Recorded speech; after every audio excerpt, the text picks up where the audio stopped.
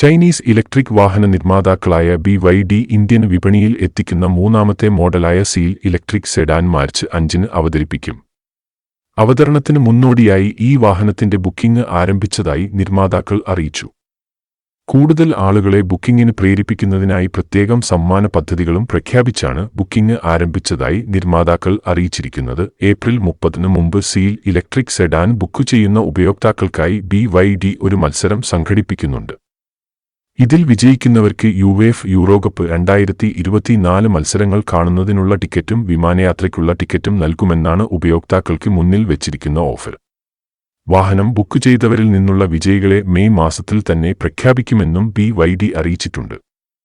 2023 Delhi auto എക്സ്പോയിൽ പ്രഖ്യാപിക്കപ്പെട്ട വാഹനമാണ് seal. ഇരട്ട electric മോട്ടോറിന്റെ കരുത്തിനൊപ്പം BYD സ്വന്തമായി വികസിപ്പിച്ചിട്ടുള്ള ബ്ലേഡ് ബാറ്ററി സാങ്കേതികവിദ്യയുമായാണ് സീൽ എത്തുന്നത്. മുൻപ് വിദേശ രാജ്യങ്ങളിൽ സിംഗിൾ മോട്ടോർ പതിപ്പുകളും എത്തിയിരുന്നു. ഇന്ത്യൻ ഇലക്ട്രിക് വാഹന വിപണിയിൽ കിയ EV6, ഹ്യുണ്ടായി അയോണിക് 5 തുടങ്ങിയ വാഹനങ്ങളുമായാണ് മത്സരം. 61.4 കിലോവാട്ട്, 82.5 കിലോവാട്ട് എന്നീ 2 ബാറ്ററി പാക്ക് ഓപ്ഷനുകളിലാണ് സീൽ ഇന്ത്യൻ വിപണിയിൽ എത്തുന്നതെന്നാണ് റിപ്പോർട്ടുകൾ. 61.4 കിലോവാട്ട് ബാറ്ററി പാക്ക് മോഡലിന് ഒറ്റത്തവണ ചാർജിൽ 550 കിലോമീറ്റർ റേഞ്ചും 82.5 കിലോവാട്ട് ബാറ്ററി പാക്ക് മോഡലിൽ 700 കിലോമീറ്റർ റേഞ്ചും ലഭിക്കുമെന്നാണ് നിർമ്മാതാക്കൾ നൽകുന്ന ഉറപ്പ്.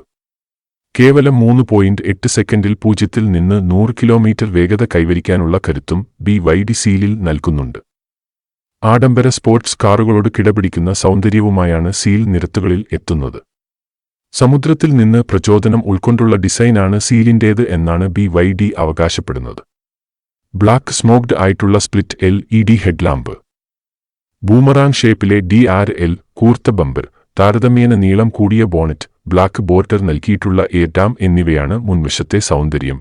ആദ്യ BYD മോഡലുകളായ ആറ്റോ 3, E6 തുടങ്ങിയ വാഹനങ്ങളിൽ നിന്നെടുത്ത ഫീച്ചറുകളാണ് സീലിലും.